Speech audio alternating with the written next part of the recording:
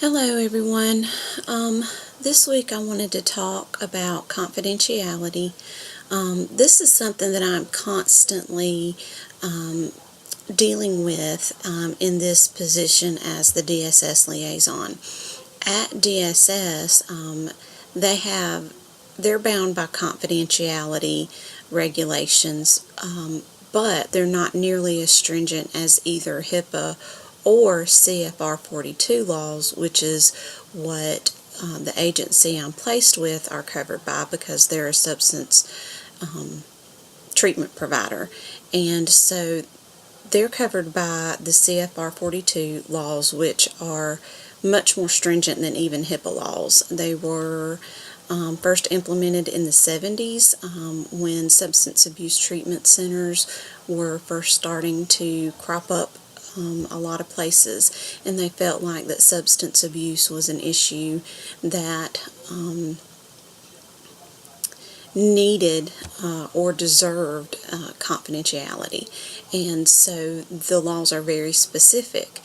And so DSS, the people who work there just really don't understand about our confidentiality laws. So for example, one thing is that we gave them forms for them to fill out, consent forms for them to have the clients fill out so that we could communicate with them upon referral, as opposed to once the client becomes enrolled in services. And I kept having to send forms back because they weren't filled out completely or correctly. And we actually had to do a training on how to fill out the form. And so this is a barrier that I'm constantly trying to educate them about, I guess is a good way to put it. They'll come in my office and they'll ask me, can you tell me anything about such and such? And so if I look them up in the computer and we don't have a consent, then I have to reply, I can neither confirm nor deny that this person is a client. And that can be very frustrating for them. And I mean, I understand that part. We at the agency where I'm placed, I guess we kind of get used to it, but for them it's something that they're not used to, and it's a barrier that's frustrating to them. So I guess moving past that barrier is just going to require continuing to work with them and educate them on how that works and what they can do, like filling out the confidentiality forms with the client prior to referring them to us, and teaching them how to do that form correctly.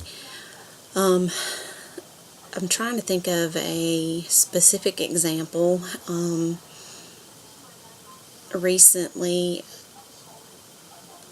and my mind is blank. So, but I do know that this is something that I've ran into several times. So I guess my question is, how do you think that you guys would handle being in that situation, and it being a barrier that can be frustrating? It's frustrating on our end sometimes too, because we may see things, for example, I had a pregnant woman who was referred, and she never came back for her assessment, and she really needed to get involved in services.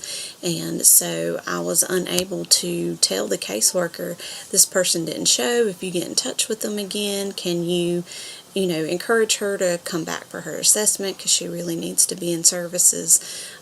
So those are additional barriers that are needing to be conquered, so to speak, and I'm not exactly sure the best way to approach that. So any ideas that you guys may have would be greatly appreciated.